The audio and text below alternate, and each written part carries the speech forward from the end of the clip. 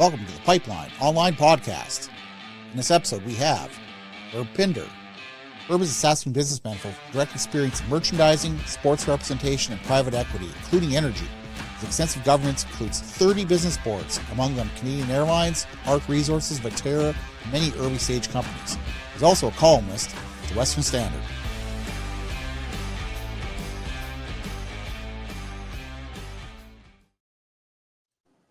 Good afternoon, folks. Brian Zinchuk and Brahman Air here, and we'd like to welcome our guest, Herb Pinder. Happy New Year, Herb. Thank you. So, Herb, we'll ask you to introduce yourself, please. Well, I usually introduce myself, pardon my voice, I'm getting over a cold, but as a little guy from a little place. And that is true. I grew up in Saskatchewan, and U of Manitoba. And the reason I went there, I was playing hockey for Canada's national team. And then later, the Harvard Business School. I came back to join a family business known as Pinder's Drugs. So it was broader than that. There was a wholesale and some real estate. But after 10 years, my father, who was a great man, was just too difficult to work with, and I left. And was forced into an entrepreneurial mode, which actually served me really well. I was already representing some hockey players as a former player and a lawyer, and I grew that business and on a part-time basis worked for players for 35 years. That led me into doing financial management. I looked after some of the guys just demanded I look after them. And so another dynamic, another path was I joined YPO, the Young Presidents Organization, the Alberta chapter. And through that, I made a lot of friendships, built a lot of relationships with Albertans. And I started getting asked to go on boards. And particularly, not limited to, but early stage oil and gas companies. And led me to start a private equity firm. That was about 2003. And I raised 15 funds. It's kind of one a year, roughly. And not that I was 55 at the time, so I wasn't going to build a big organization for institutional capital. So it was individuals. So the funds were relatively small versus others, but it was a wonderful experience, and I've learned a lot about the industry. And my board work included Arc Resources, probably the best company from a governance point of view I work for, and it's now the 5th biggest energy company in Canada. So what was the name of your private equity firm? Pardon me? Your private equity firm, what was the name of it? Goal Energy. Goal. Hockey, makes sense. Yeah. So I just want to show folks here some of the pictures. One of the companies you were involved with was Astra Oil in Southeast Saskatchewan. And if you're a regular watcher of the podcast, you might see some of these. Well, these are all actually Astra sites near Lampman. So it just happens to be not that one. This happens to be a coincidence here that I've been using the backgrounds of a company that you were involved with. Yeah, the quick story is a company got in trouble and somebody came to 3 of us and said, would you come in and sort this company out? So we did. And I got quite close to the eventual CEO of Astra and a couple of other really good people working in Saskatchewan. And we cleaned up that company, it got sold. They asked me to help them do with the startup. So I did. I matched them up with some of the larger private equity investors. And then they asked me to be the chairman of the board. So that was a terrific experience. Good people, Saskatchewan based. And I really enjoyed that experience. Herb, in terms of private equity, just for the sake of listeners, you know, when you are looking at private equity in the energy sector space, where and how does private equity generally come into play? How does it work sort of at a really nuts and bolts level? Well, at the level I was involved, mostly startups. There'd be a group of, 2 or 3 or 4, whatever, that maybe they were in a big company that wanted to sell the non-core assets, or maybe they left, or maybe their company was sold. So they wanted to start up. And so the first thing they need is funding. Mm-hmm. And so that's where private equity comes in. It was a very large, sophisticated part of the energy sector until Trudeau came along. It's been broken now, and not what it was, but it was the way to go to raise capital for these entrepreneurs that had an idea, or maybe they had option on lands that they believed in. And quite often that's how it happens. These geologists and engineers, they have it all starts with ideas, and they have an idea and develop it and get some support downhole, and they want to pursue it. And the larger company says, "Nah, you guys go do it."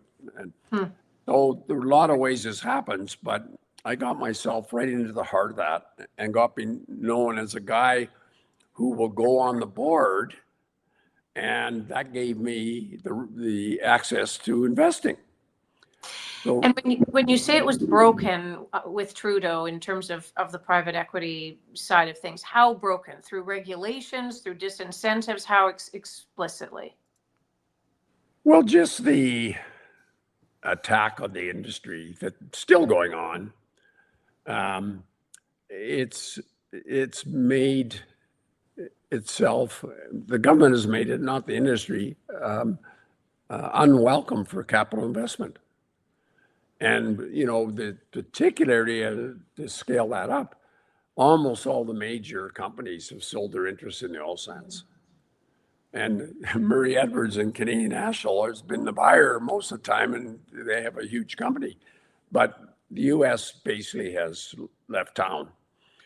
And but that has opened up opportunities for Canadians. And I will say there's a real irony here that even though, this is my view, Carney's just a smarter version of Trudeau and just as committed, maybe more so, to the climate crisis narrative.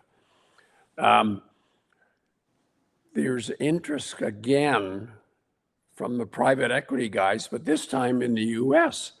And what's driving that is US production had this meteoric growth of the so-called shale gas, shale oil revolution. It was very real. And I think the US went from about 5 million barrels a day production, that range, in about 15 years went to over 13. It was a dramatic increase. But what's happening now is that story is just over. Mm-hmm. Well, so you probably know Dean Potter from Burgess Creek. I'm sorry? You probably know Dean Potter. I'm sure you've crossed paths with him at some point. I've invested 4 times with Dean Potter and was an investor in Burgess Creek. Well, there you go. So I love talking to Dean there. He's one of the smartest guys I know, and probably one of the best geologists Saskatchewan's seen. And he was telling me that when they were doing Elkhorn Resources, that one of their investors was, I believe it was the St. Louis Bus Drivers Pension Fund. It was some Midwestern city, the Bus Drivers Pension Fund. And he said, all this activity we saw 15 years ago, a lot of that came from American equity, from things like that drilled wells in Northgate, Saskatchewan. And, in the last 10 years, it all just went poof, dried up. Yeah. I first met Dean. He was an advisor at ARC when I was on the board of, it was then ARC Energy Trust. And a wonderful guy, great group. But once again, they've had to sell most of the equity this time at a loss. The broad dynamics and the continued attacks on the industry. So I wanted to get in here. There's a few things that we need to talk about. One is the MOU, which you did a column on. Brahman, get into that. And the other thing is Venezuela. So Brahman, you want to tip off on the MOU with Alberta and Canada, please? Absolutely. So you've written, Herb, I think the headline was that the MOU or something about how the MOU between Alberta and Ottawa was meaningless, something along those lines. I guess, do you want to talk a little bit about why you feel that it is, and why you know, what your main arguments were in the column in the Western Standard where you wrote about that?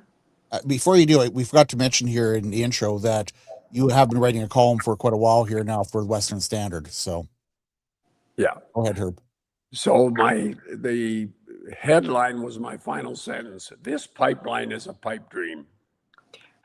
Niels Veldhuis is the CEO of the Fraser Institute, and it's a board I've been on for almost 35 years.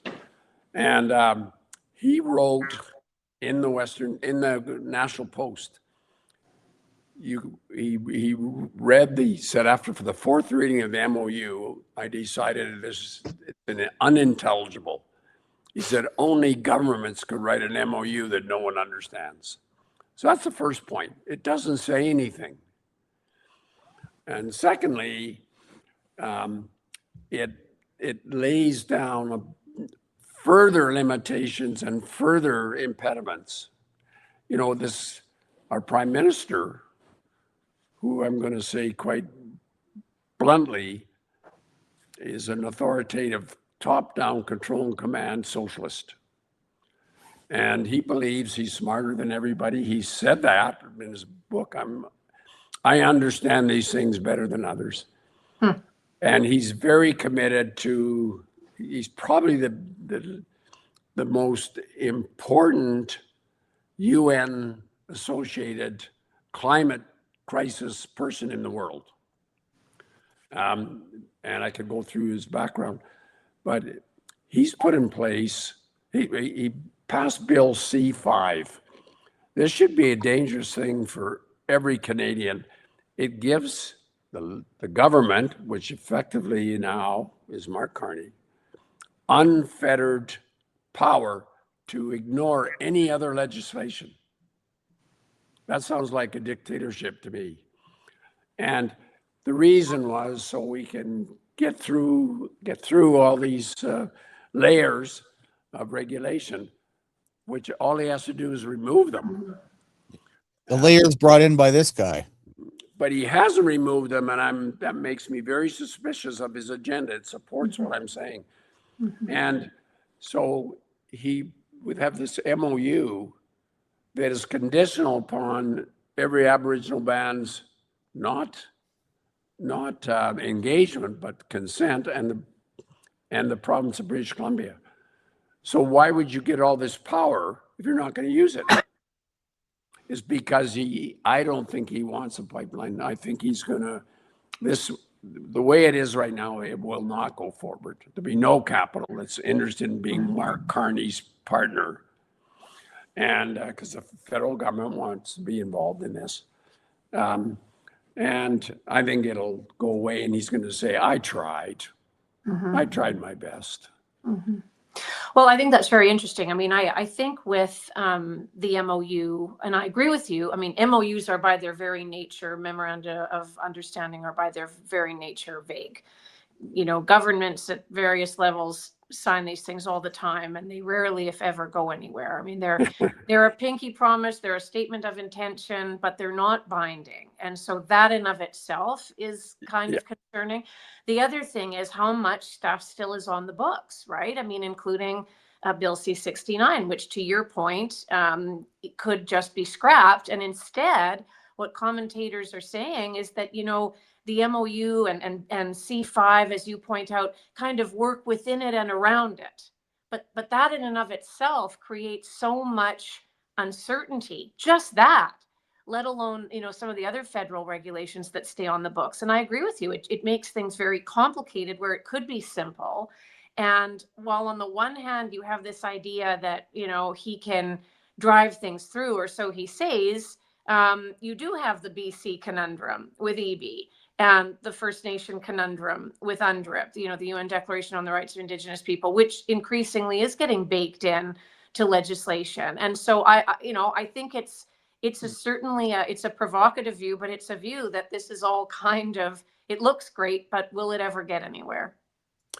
And I'm gonna say, as I did in the article you read, I'm a huge Danielle Smith fan. She's high energy. She's everywhere. She's got market instincts, believes in the market, and I could go on, but she looked, that the words I use, she was as giddy as a schoolgirl invited to her first prom. She thinks this is an indication it's going to be a pipeline, and there's also a little bit of Captain Canada. We're going to save the country with this pipeline. And it didn't play well with her party. And so I was surprised by that, actually. Pardon me? I was surprised at how poorly it went down for her party. Yeah, well, it doesn't mean anything. And she's, again, giddy and with self-praise in a lot of respects. Well, okay, so if I can get in there for 1 second on that. So the one thing that I noticed from this, and I did read the whole thing, and there's some things that you picked up in your column that I didn't. I will definitely admit. But one thing that I really thought that MOU did was that Alberta gave a lot of its position up in its not only allowing industrial carbon tax to continue, but to increase it by $40 per ton on April 1st. And I've been using the example. This is like Wimpy and Popeye saying, I will gladly pay you Tuesday for a hamburger today, except that the federal government is Wimpy. They're getting their hamburger now. And when's that pipeline? Is it now? Is it 5 years from now? Is it ever, as you mentioned? So Alberta industry, the oil industry in particular, will be paying this carbon tax on a promise, maybe. Well, I hope not, Brian. I hope Alberta doesn't. This Carney's a smart guy. He's dangerous. He's worse than Trudeau because he's way smarter. But this is part of the reason there won't be a pipeline. The additional costs and the Pathways Alliance, which is a decarbonization of oil sands, strip CO2, pipeline it to Cold Lake, and inject it in the ground. It's not really proven technology. It's an open-ended cost, so that's a risk. So if you're a private pipeline company, are you going to come into this? Risk your capital? Well, okay, I'm going to disagree with you there, because I've done a lot of writing. I've written more about CO2 in Saskatchewan than all the other media combined. CO2 enhanced oil sequestration does work. It's been going into now into its 26th year in the Weyburn field and in the Midale field. So I would not agree with that being unproven technology. But keep in mind, Brian, on EOR, EOR is in the MOU, and that's positive. And we've talked about this, because if you don't have the EOR as a possibility, you have no economics around carbon capture. But previously, with the Pathways Alliance, EOR was not on the table. And the Pathways Alliance was holding out their hand for a good decade to Ottawa, and not fighting back on the fact that CO2, in terms of what was being proposed, was a science experiment. So EOR is kind of a late breaking news thing on the MOU, in the MOU. Yeah. So just so people understand the inside baseball we're talking here is that I'm saying this to a sports agent, that up until this MOU, if you did a carbon capture project and just put it into the ground, like a Brookfield company called Entropy is working on, you would get what's called an investment tax credit, an ITC. But if you use it for enhanced oil recovery, you got diddly squat. And the MOU for Alberta, at least, does not apply to Saskatchewan, will now allow investment tax credits for CO2 put in the ground, which means that now all of a sudden it makes sense to use CO2 for enhanced oil recovery in Alberta, which, by the way, if you look at the websites, and I haven't looked at it in the past few weeks, but the Pathways Alliance thing doesn't show anything about enhanced oil recovery. And yet they're putting it into an old oil field where it could be used for enhanced oil recovery. So we're getting a little bit to weeds on that. But Herb, is there anything else you want to say on the MOU before we go to an ad? Well, it's the cost of pathways, the cost of the delay to go with every Aboriginal band. We've got some urgency here to build a pipeline. And so the uncertainty, I don't believe that any operator will come forward and say, let's do this. I hope I'm wrong. Well, let's get into that urgency here after the break. We'll be back in 30 seconds, folks. For your well servicing needs in Southeast Saskatchewan and Southwest Manitoba, you need the General. That's General Well Servicing of Cardiff, Saskatchewan. They've got a fleet of double, triple rigs, pressure vessels, and lighting rentals ready to serve you. They can perform rig assist and frac assist operations as well. Call Kevin at 306-482-3244. That's Call the General at 306-482-3244. Yes, sir. There we go, Herb. We're back. So, talking about, the need for a pipeline. And I was actually shocked at how universal the, across the industry, even across media and all the pundits, all of a sudden saying, oh, Venezuela just lost their president and Trump says he's going to run them and that's going to compete for our barrels. And now we need a pipeline like pronto. Herb, what's your take on that? Well, it depends a little bit on your time frame. Long term, if Venezuela becomes a democracy, if it becomes welcoming to capital, et cetera, and all those facilities that you require to produce this very thick oil that doesn't flow. There's a very significant timeline here. And so far, we still have the same socialist government, only the head of the snake has been cut off. So I'm not concerned in the short term, but also this notion that Venezuelan production is going to come to the US and it's going to push Canada out, I think is very overstated. Our oil, Canada is the largest exporter to the US at about 4 million barrels and growing. But most of it goes by pipeline into the Chicago area to refineries. Mm-hmm. The customers for oil are not people, it's refineries. So you, in order to have a successful oil and gas operation, you need to twin what you're doing with a refinery. There you go. That's down to Lake Superior, and that's would be Enbridge line 5 probably. That's the Enbridge main line. I just heard the energy line 3, and then it goes into line 5, which goes back up to Canada. I was just had the controversy here a few years ago. But anyway, so how is the Venezuelan oil that goes to the Gulf going to get to Chicago? All the pipelines are running south now. And it's not just Chicago, but that's where most of it goes, including 540,000 barrels a day that goes to Sarnia, some of which is refined, and then to Toronto and Quebec. And who holds the cards in Canada today? And this applies to Ebby too. Mm-hmm. Alberta and Saskatchewan hold the cards because if we ever cut off the oil, which Peter Lougheed did for 2 days during the constitutional crisis, what are they going to do?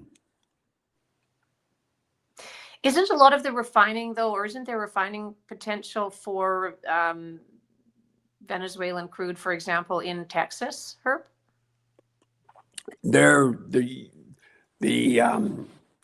refineries in the US are mostly in Texas and elsewhere, medium heavy, the kind of crude that we produce. And historically, those refineries were fed by Venezuela and by Mexico. Mm-hmm. Now they're both fallen away. So some Canadian crude gets down there, but most of it's, as I said, it doesn't get anywhere near the Gulf, and there's really no way to move.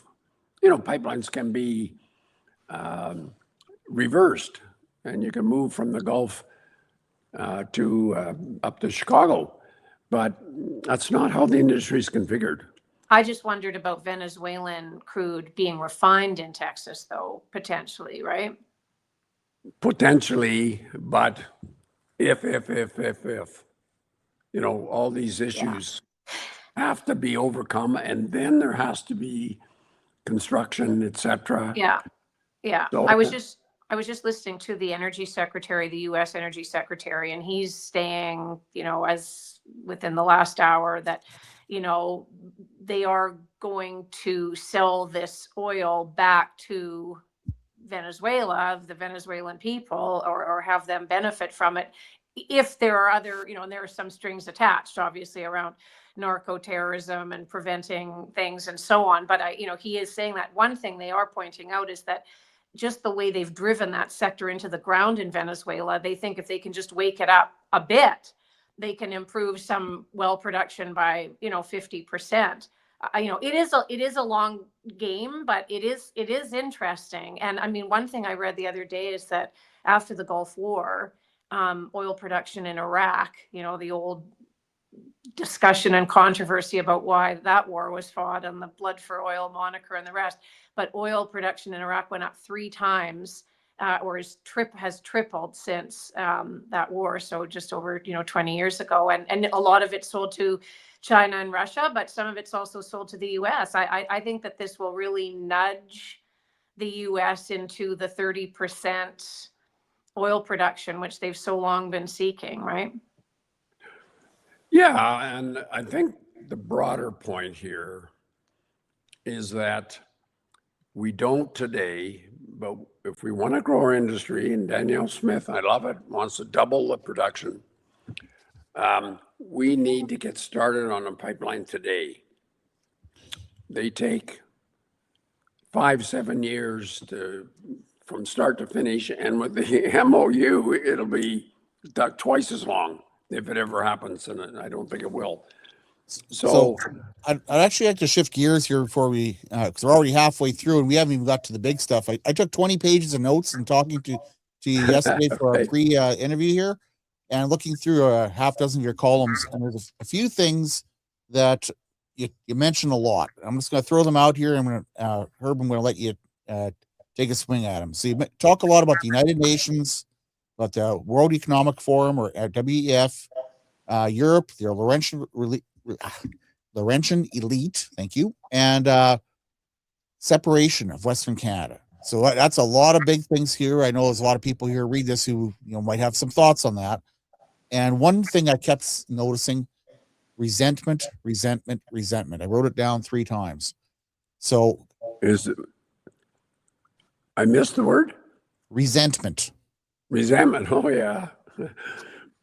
So I don't know where you want to start this there, but the ball's in your court. Okay, well, I think the United Nations role, there's a lot of detail there, and that's probably another day. But I can just say to you that this whole climate crisis is United Nations initiative designed to get a set of governance rules, global governance rules, with guess who in charge. The United Nations wants to control us. And so making a false crisis is the way it's chosen. It's chosen a poor one because, okay, on this graph, CO2 emissions have been falling. This is, I think it's It doesn't say how many The years. bottom scale is in millions of years. So 120 million years, 100 million years, 80 million, Okay. the present day. So you can see that the level of CO2 is about as low as it can get. And what's very interesting, it's been declining. If you go back 500 million years, the 400 parts per million that the CO2 comprises now, which is incredibly small, it's a scarce gas, was 5 times higher than it is today. And 600 million years ago, the same graph extended, was 10 times higher. So the United Nations keeps saying we're burning up the planet. How so? In fact, the opposite. The important line here says the survival threshold for vegetation. CO2, I don't think most people understand this, but CO2 is plant food. I think we all learn in public school photosynthesis. It takes in CO2 and exhales oxygen, CO2. And inhales CO2. And without CO2, there's no plant life. Without plant life, there's no animal life. Without plant life and animal life, there's no human life. So we're very close to that line. And that's dangerous. And if to the extent that CO2 heats the atmosphere, it is a powerful radiant and affects water vapor, which in turn keeps the atmosphere warm, which, by the way, distinguishes the Earth from all the other planets. There's no other planet that has a warm atmosphere. But to the extent human activity at the margin has added CO2, maybe that's responsible for that line not going below extinction. So maybe we should be very thankful for CO2. That's not a proven thesis, but you look at the graph, it says a lot. Yeah. So you and I are clearly members or can't speak today, apostates of the Church of Anthropogenic Climate Change. If you are against the religion of man-made climate change, then you deserve to be excommunicated. You're not allowed to actually have an opinion. I'm actually I admire the Western Standard and yourself as one of their writers as being one of a few publications other than Pipeline Online who actually says, hey, maybe we should look at this. Maybe we should, look at more than just the last few things. I often talk about the glaciers that covered Canada for 80,000 last 100,000 years. And I don't want to get into that so much here, but I wanted to get more into how, because that is the narrative, the Church of Climate Change, that the UN and a lot of people accuse the WEF, who I think it's didn't Guilbeault have something to do with that, if I'm not mistaken? Trudeau certainly did. Well, I think Trudeau was living a life of pleasure, and he's back doing that. Was a Hail Mary. The Liberals had something like 11 MPs, and the party was failing. And it was a Hail Mary, bring this attractive guy with nice hair and nice socks. But he had absolutely no background. He was a teacher and quit in January, which is sort of suspicious. What teacher quits in January? So anyway, and he was a snowboard teacher. So he's looking around, I believe in the environment. And he's just grabbed onto this because he had to have something to talk about. I don't think he has any qualification or has done any research. But Guilbeault's a different fish. Guilbeault came up through Greenpeace, I think, and a committed environmentalist, an ideologue. And we must, or planet's going to burn up. So I got a question for Guibo and for Carney. They probably know this, but if you take a barrel of oil and 10% of the emissions come from finding, developing, and producing. 10% of the emissions out of the barrel come from the refining process. And we have refineries right across the country. 80% comes from burning CO2. So the pathway to lower emissions is through Ontario and Quebec. It's not by punishing the 10% at the front end of this. So the question is this about emissions or is it about controlling Western Canada? So I think we're just going to go to our second ad here in a second. And Bronwyn, I think you might want to ask him a little bit about this separation thing. You might have a few questions on that. All right, which one did we do? We did Grimes first. Let's do General. For your well servicing needs in Southeast Saskatchewan and Southwest Manitoba, you need the General. That's General Well Servicing of Cardiff, Saskatchewan. They've got a fleet of double, triple rigs, pressure vessels, and lighting rentals ready to serve you. They can perform rig assist and frac assist operations as well. Call Kevin at 306-482-3244. That's Call the General at 306-482-3244. Yes, sir.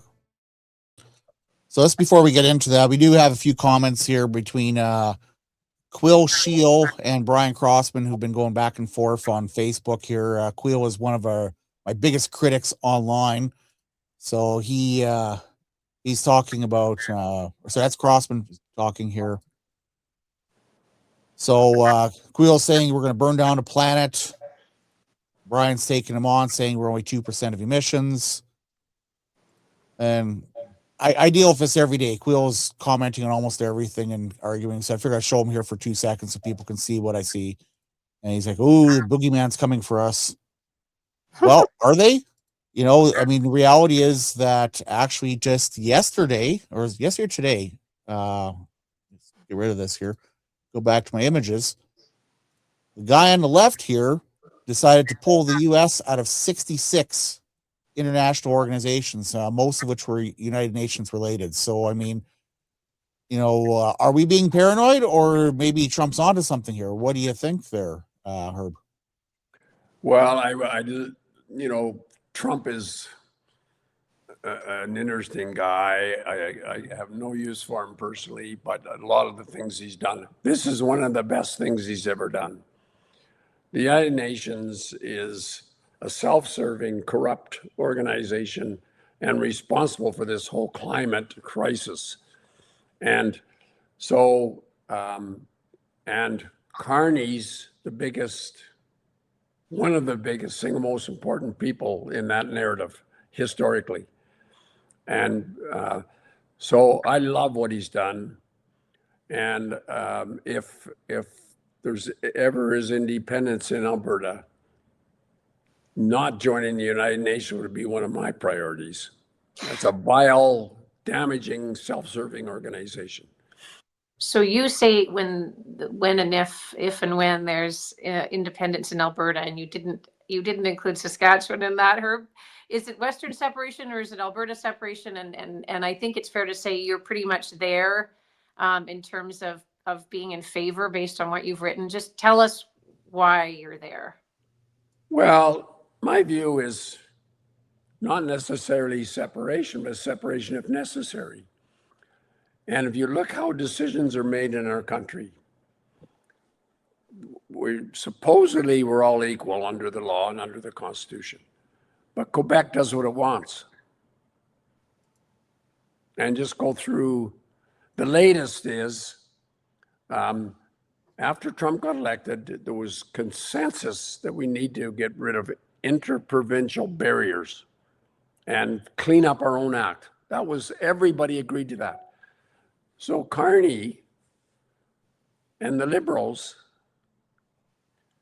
introduced legislation and passed legislation, which many of the Conservatives supported, to enshrine the dairy cartel, whereby dairy, eggs, and chicken are produced from a quota and marketing boards across the country. And not only did they pass that legislation, they tried to enshrine it, protect it from any free trade agreement. Well, Trump's going to come along and say, you want a free trade agreement? Get rid of that. He's going to give it a swat and it'll be over. But the point is, everybody voted for it, all parties. And so the way to power in this country is to give Quebec what it wants, and then it gives its political support. That And dairy that's- thing is the third rail of Canadian politics, and I don't understand why, because there aren't that many dairy farmers. Well, they're very powerful and they've got the ads, but because Quebec wants it, it's a bigger industry in Quebec, right? In Ontario. But Yeah. the broader point here is that the pathway to power is to give Quebec what it wants, and it supports the federal Liberal Party. Do you think? So, Sorry, go ahead. so we in the West are third tier citizens. And I call those who aren't in favor of addressing that third stringers. We're third liners out West. Worse, we're sitting on the bench. We have no say on what happens. And that's why Trudeau #1 could do the National Energy Program. Trudeau #1 confiscated revenue and gave the revenue to Ontario and Quebec gasoline discounts. Now we've got a total attack on the industry. Trudeau canceling Northern Gateway was unprecedented. A big company, 10 years, spending $1 billion, all approvals, arbitrarily withdrawn. So now we have capital. At that time, there was about $500 billion of capital invested in Canada versus what Canadians invest elsewhere. Now that's reversed. There's $200 or $300 billion of capital that's invested outside our country. So even our pension funds aren't even investing in Canada. Trust has been broken. There's no rules. And now we've got a dictator prime minister with Bill C-5. Well, tell us how you really feel there. So you try to explain to Central Canadians, we've pleaded, we've threatened, and they have absolutely no interest in having Canada as part of the decision making. You look at the institutions, the House of Commons, elections are over by the time they hit the Manitoba border most times. The Senate's a joke, has no power. It's the courts. As a member of the Law Society, Bronwyn, I'm not going to criticize any justices, but we're all human. And when you go to the bench, you take your background with you and your biases and your beliefs, your values. We have very little input to federal courts. Since I do not belong to the bar, I could say whatever I damn well please. And, it is absolutely truthful that the Supreme Court is ideologically captured by the left. The fact that I used to cover court in North Battleford 20 years ago. I actually wrote a series of stories where it was called Why the Hell Does the Justice System Do This? And there's a whole bunch of different topics. There was double credit for remand. Why do you get 2-for-1 sentencing, that sort of thing. And I talked to a senior judge, a junior judge, a senior crown prosecutor, a defense attorney. I did this huge series on this. And it turned out that when the Conservatives got elected under Harper, they basically addressed almost everything in that series. They said no more 2-for-1 credit, no more consecutive sentence or concurrent sentencing. He gets consecutive sentencing for murders. And the Supreme Court took all that stuff that was brought in by a sovereign parliament and said, yeah, we don't care. We don't care if you're elected. We don't care if you passed it. We don't like it. It's gone. We've got a constitutional expert with us here, Bronwyn. Yeah. Well, I don't know about that, but I once stayed in the Holiday Inn Express. So that gets into the whole notwithstanding discussion too, right? About parliamentary sovereignty and the rest. I mean, the thing is too, we've gotten ourselves into such a quandary because you have, even on major projects, right? I mean, Carney has said that the federal government holds control of these, but then you have EB who can hold it up. And as you've pointed out, Herb, in columns, I mean, it shouldn't be EB's coast, it should be Canada's coast or BC's coast. But everyone, we all have these individual fiefdoms, the way this patchwork has evolved, and it is very, very unconducive, has become because of both ideology and constitutional wrangling. But I mean, you make a lot of very good points. I mean, it's harsh, but it's a lot of truth in there.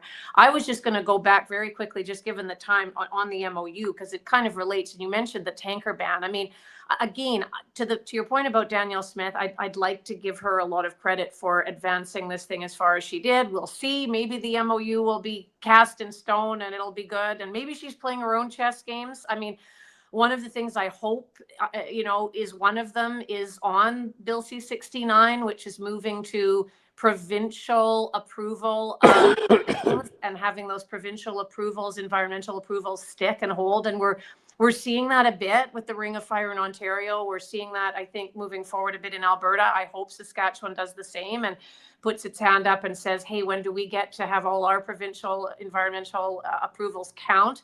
But you're right too, that Carney's sort of holding the strings. And even on those, it's sort of with C5, it might be that you can approve, or it might be that we can approve. And none of that works for investor certainty. So there's that. The other thing is, I think, going back to the response that Smith had on the MOU by her own base, the carbon tax, I mean, the industrial carbon tax, first of all, the erosion of trust. I mean, anything with the feds, the Fed liberals, it's not going to go over very well. And we saw that. But I think the industrial carbon tax, and that so much, going up, and also that so much is still on the books. And one of them is methane, right? That was increased over the MOU, right? And that's not good. I mean, that's totally untenable. I mean, what was before was untenable, and it's even more now. But also on the tanker ban, and I was just going to say, another thing about that MOU, which is worrying, and the whole major projects landscape, is that it's sort of shelved but not scrapped.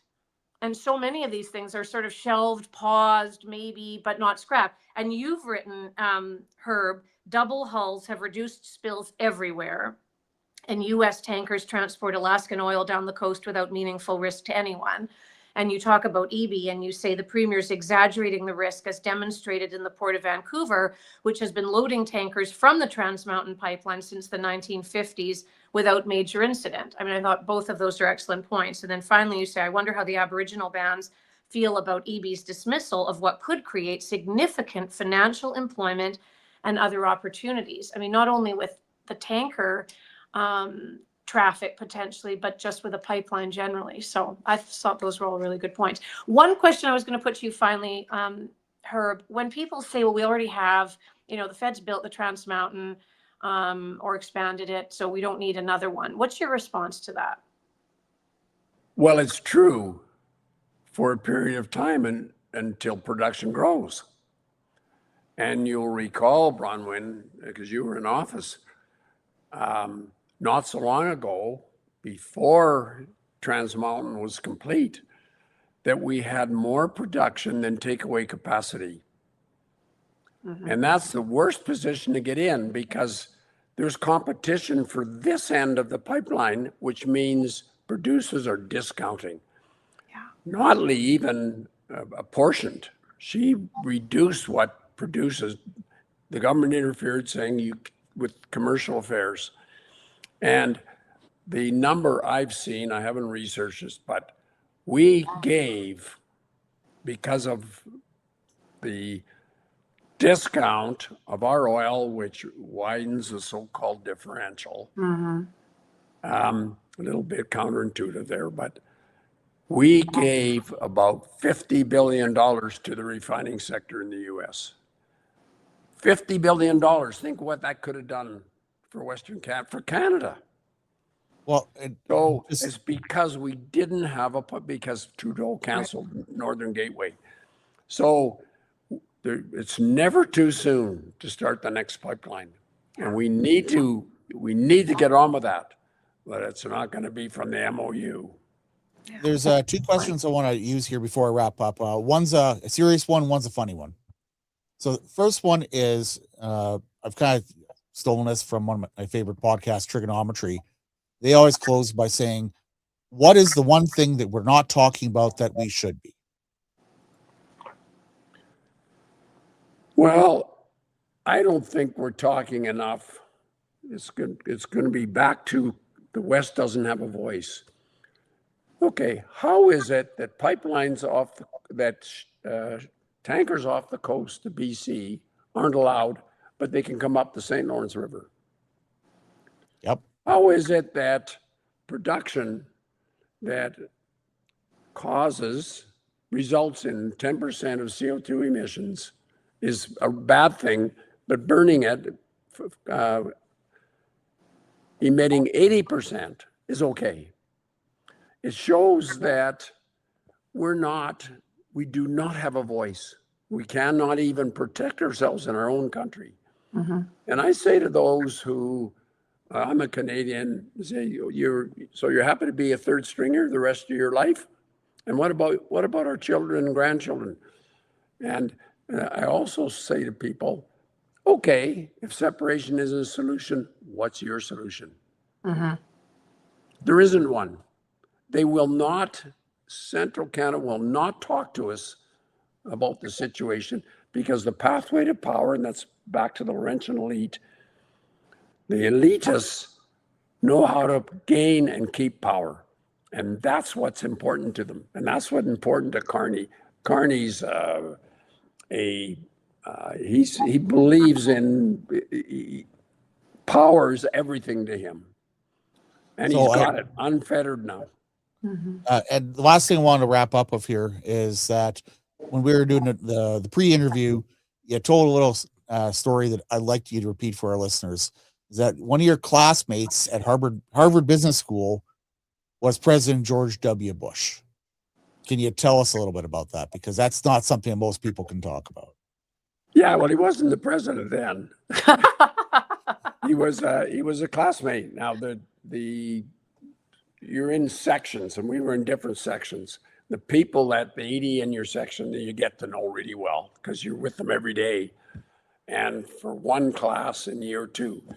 But George is a real sports fanatic, and I had already started my player representation for hockey player business. And that word, I guess, trickled around, and he approached me one day and asked me about this. The interesting thing is his lower lip quivered. And I'll never forget that. But anyway, so, George was a fun guy. I got to know him a little bit. We didn't hang together, but then had ongoing interactions with him. Example,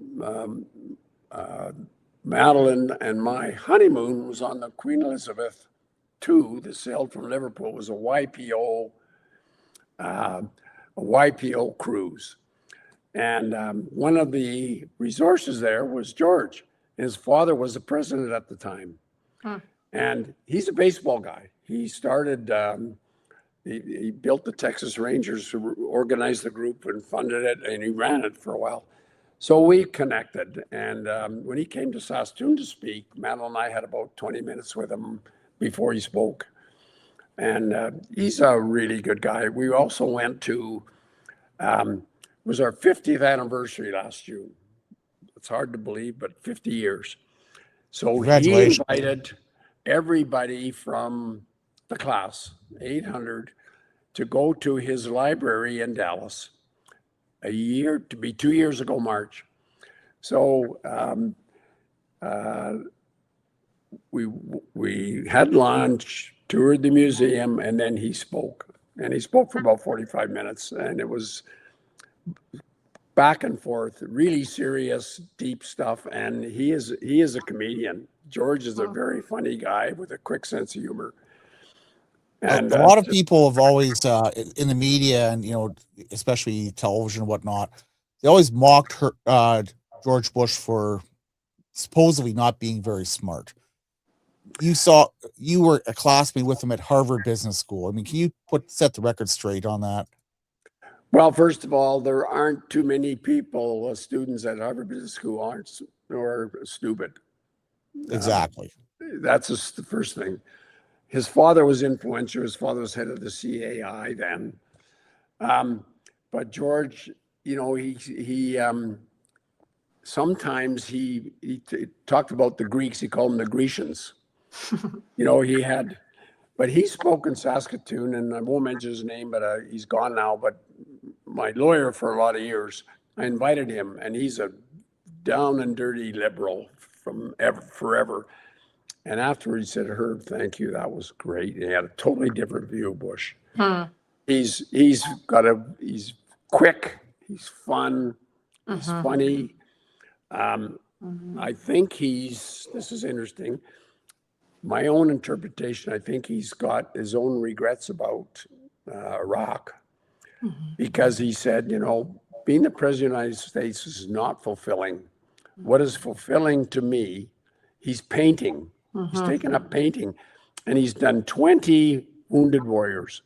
He was very proud of that, and I think that's a little bit his personal penance. That's interesting. That's really interesting. I knew think, he'd done something, but I didn't know he had done the Wounded Warrior work.